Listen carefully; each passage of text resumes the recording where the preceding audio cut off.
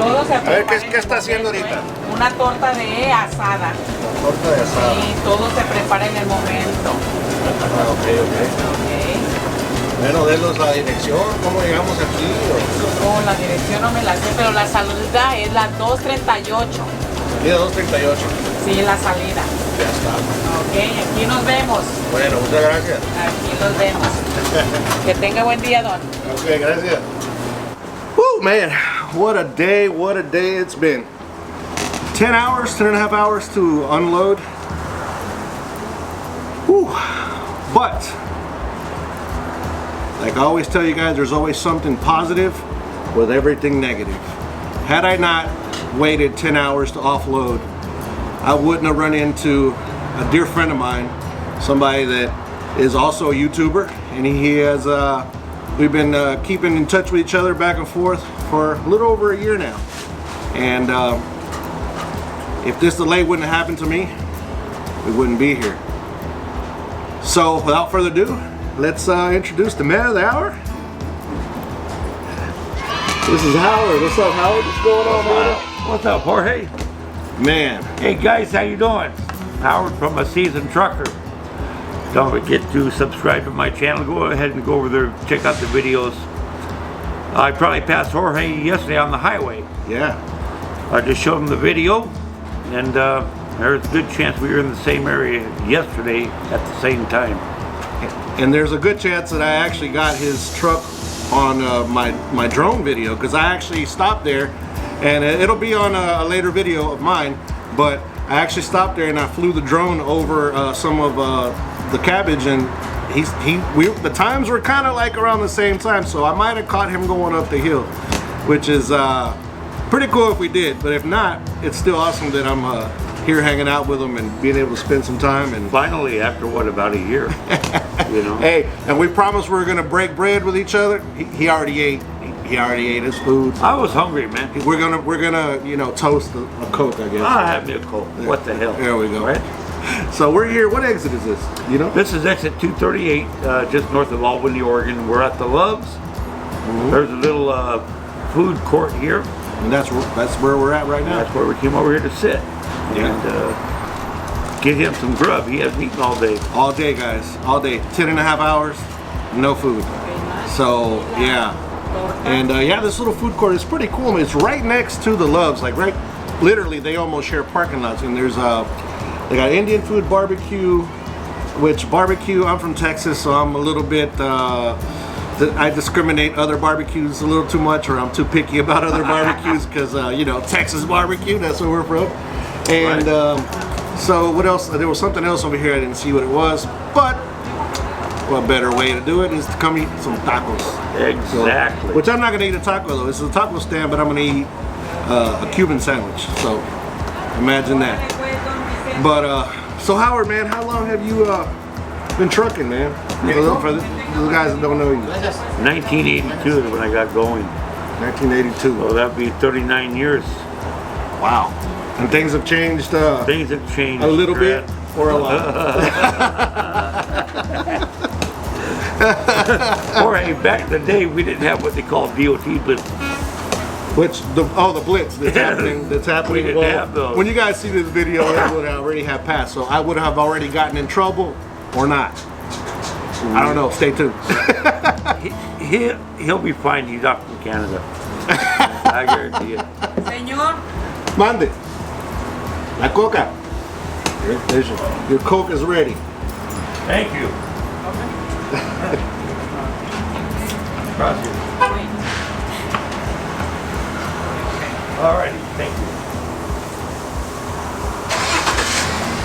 Thank you. Thank you. It's funny because Howard asked a question about the taco place that we're at. He asked if they have Coke. Anybody knows Mexicans, they have to have Coke.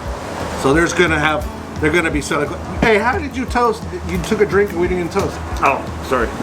Oh, disrespectful. Hey man, I tell you what, I'm thirsty. Well, toast, man. Here's to us, man. To meeting good friends and crossing paths with good people. Absolutely, always, man. And to stay safe for sure, and away from DOT. Yeah, stay away from DOT. So, you were asking me I remember back in the day, before all these electronic gadgets and stuff like that, you used to have to pull into every single frickin' way station. It didn't matter. They didn't have any transponders back in the day. Right, and I caught the very tail end of that. Yeah. I mean, you had to pull into every single damn way station. Yeah. You know, you didn't get no free pass. No. I think you remember the paper logs. I do remember the paper logs. Thank God we no longer have those damn things. Which is something that I want to make a video on in the future, because a lot of people hate the reason that we're doing that we have e-logs now. And I personally don't hate that, because it actually, I think in reality, it saved my life. It's mainly the owner-operators that don't like e-logs. True. Okay. True. Yeah. Because they think they cannot make the same amount of money. Yeah. Well, you can actually make more money on e-logs. Okay. You really can. I mean, look, it's down to the second. Right. Period. Right. And especially now with the new DOT 7-3 sleeper berth split, I actually used that going back east. Okay. It saved my butt. Yeah. It really did. Yeah. And I found myself getting further each day. Okay, whereas years past, paper logs, you know, drivers would run multiple logs. I never did that. Right. I would never do that. Right. And see, I did. I was that. I was that driver that never knew when to stop, and I was a driver that never said no. So, and which was a bad thing, because dispatchers knew that I would never say no, and they would send me out. When I used to come up here from Texas, down from the valley, from South Texas, I'd come up to Oregon. I would run almost non-stop to Salt Lake City. That's what, 1,200 miles? No, that's like 1,600 miles. From Houston, I'd say about closer to 16. About 1,600 miles, give or take.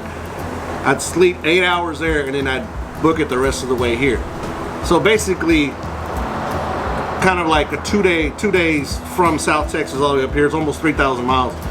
And now that I came up here with an e-log, it took me 4 days. But guys, the loads are paying a little better, I think. And you're basically, it's saving your life. Yes. Because here's another reason why I'm telling you why. It's saving your life because dispatchers and your company can no longer tell you you have to do this, because they knew you could do it. You know, they were always hush hush and put everything under the table, but can you grab that? Yeah. Que Dios se lo pague. Que Dios se lo pague porque yo no tengo para pagar. Ahorita se lo pague. Check this out, guys. I just got my food. I know that's a lot, but it looks good. I haven't eaten in a long time. But anyways, what we were talking about was the companies used to know that you could do all this extra stuff, and they would always just turn their blind eye or what have you. Yeah. And I would be that person that would just go. And I would go through state after state after state, and then waking up in a state and being like, how did I even, like, I don't even remember going through there. So I think the e-logs are a good thing. I know it's controversial. Some of you guys might not think so, but I think they are. And it's kind of cool to find an old schooler that actually, I don't want to disrespect you, man. It's all good, brother. It's all good. But to see an old schooler that actually agrees with that. So, well, yeah. I mean, I was like Jorge when I was young and dumb. I really was. I just ran my ass off. I was young. I wasn't dumb. There was nothing for me to run 900 miles a day. Nothing. That was back in the 80s. I did it all the time. Yeah. And he's right. The e-logs really save people's lives. Yeah, I think so. I honestly see less and less truck accidents. I was thinking about that the other day as well. I was thinking about that the other day as well because used to, it was nothing to see on any given trip, you know, maybe over 1,000-mile trip. It was nothing to see 1 or 2 or 3 major truck accidents with deaths, all the way around. And now it's, I don't see them very often. I tell you the truth, I haven't seen anything like that in probably a couple of weeks. So on my trip back east and back out, I did not see one accident. And that's all the way east. That's 5,300 miles, I think, all together. Yeah. Not the one accident. So, knock on wood. You know, I think for the most part, the drivers are being safer. The ones that aren't are these new drivers. Okay, they think they know everything about truck driving. They hop in the rig and they go. They don't give a crap. You know, now I'm talking about the young people, 5 years of experience or less. Yeah.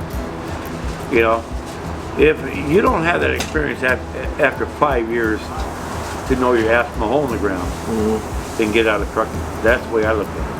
Yeah, and I kind of see it a little different, Howard. I see that us old schoolers, because I include myself, kind of have to be there to lead these new people. Sure. We're not, it's because I see a lot of bullying where people are talking bad to new drivers, Swift drivers, or ones that get it all the time. And you got to understand that I didn't start with Swift, but I messed up too.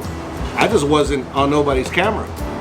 And if I had somebody that would guide me and actually tell me that this is what, do this and don't do this, it would be totally different.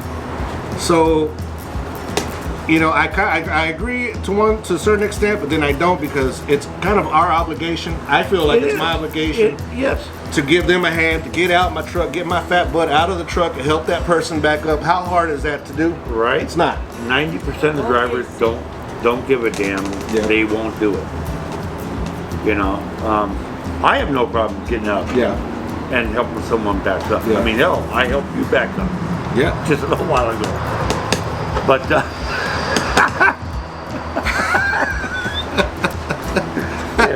you lying. Rookie driver. You ain't helped me do nothing, man.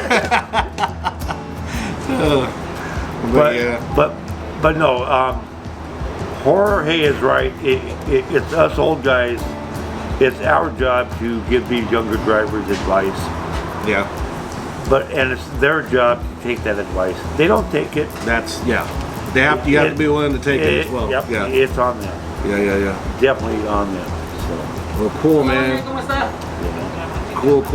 It's been an honor, man, to actually finally run into you and see you in person and hang out with you, man. I really do appreciate it. I watch almost all your videos, and you know, I love your channel. I really do.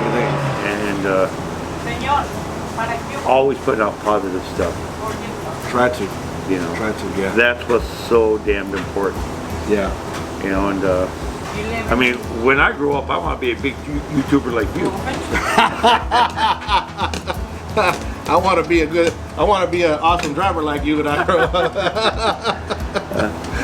All right, guys. Well, Howard, tell them your channel one more time.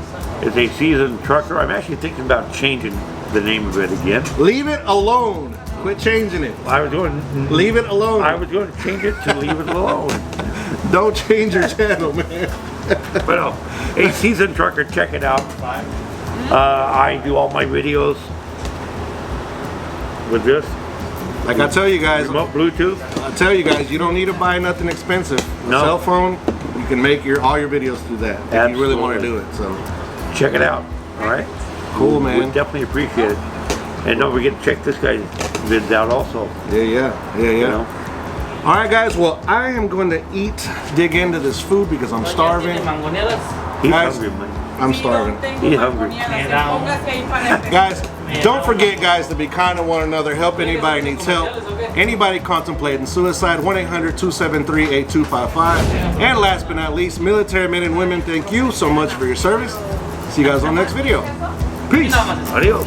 We're out of here.